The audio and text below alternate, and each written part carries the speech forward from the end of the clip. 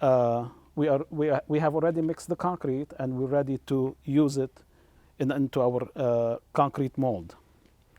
We're gonna start by greasing up the molds. What we have here, it's two molds. One, it's to create the cavity inside the mold. The other one, it's the main mold to create the fountain. As you see, this one, I have used it many times, so it's nice and coated with a lot of concrete. I haven't cleaned it up as well as I should, but it's still not bad. Using a cooking spray, you dust it up a little bit, not too much. And on this one here, we're gonna use a little bit on the outside. Now we're ready to put the concrete inside of it. So we're gonna be scooping some, putting them in the bottom, and start bouncing the mold. By bouncing it, you drive the air bubbles out.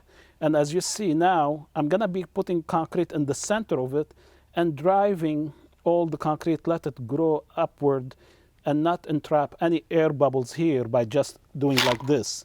That's gonna entrap air bubbles in this area. So I don't want it. I wanna, at this point, start bouncing it and add the concrete in the center. And keep bouncing. And this is a good consistency for this kind of project. As you see, you don't need more effort to run it. And we see how the whole mold is getting filled.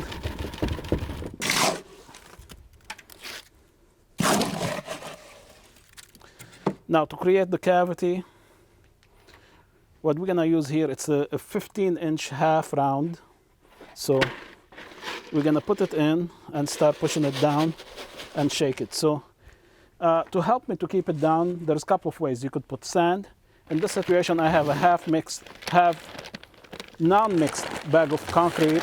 I'm gonna use it as the weight. As you see now, the concrete is pushing all the way to the edge.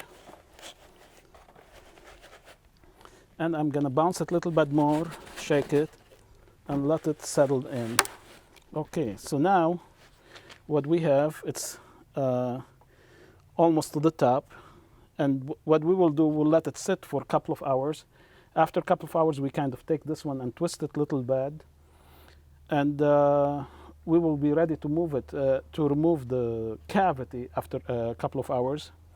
If you wanna create a drainage hole, what you do, you take a pencil or a nail, and in the center, well, the concrete is, still fairly wet. You put it in and twist it in the center. After you remove this one, it will create the hole to drain the